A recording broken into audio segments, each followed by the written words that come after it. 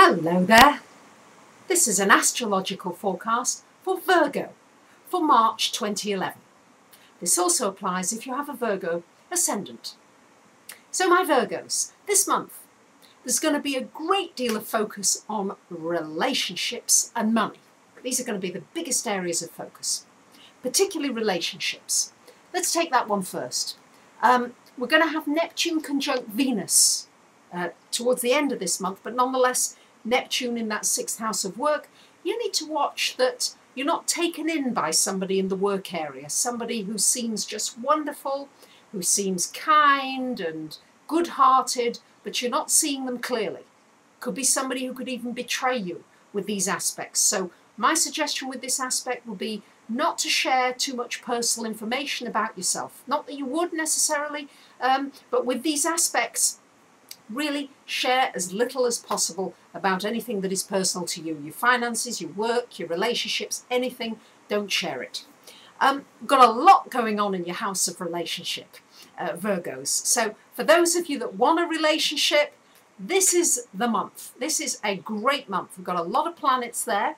You've got Mars in that house of relationship as well, so careful you don't get into arguments. You may have disagreements with somebody, but it's balanced as well by having Venus there as well, which could bring somebody really lovely into your life who's kind-hearted and loving and who you really get along with very, very well. Could also bring a really good business relationship into your life as well, somebody who may become a partner in some way or at least have an interest or encourage you in what it is that you do in your life. So anything connected with relationships, boy, that is highlighted for you this month. And I think you've had a lot of turbulence in your relationships recently.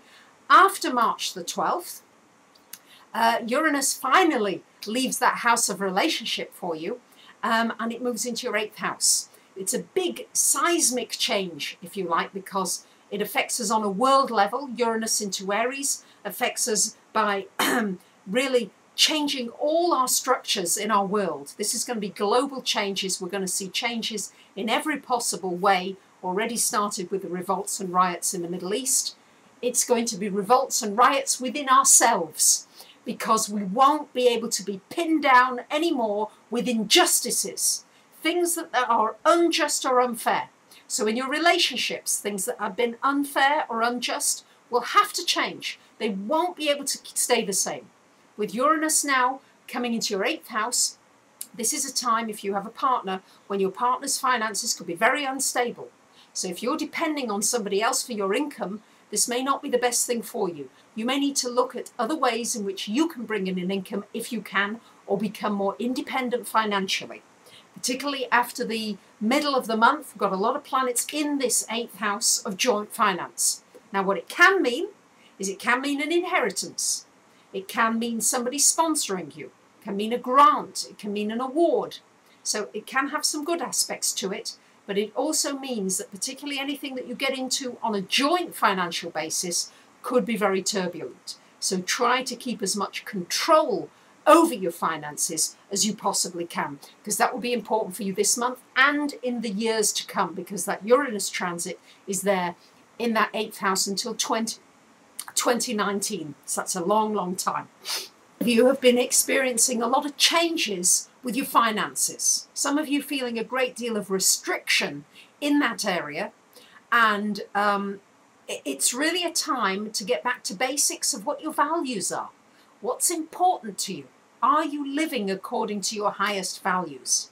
Once you get clear about what your values are, then you're going to start to be able to build up your finances again in a more solid, structured way for the future. Although I have to say that the future now for all of us, with Uranus having gone into Aries, is much more uncertain than it has ever been.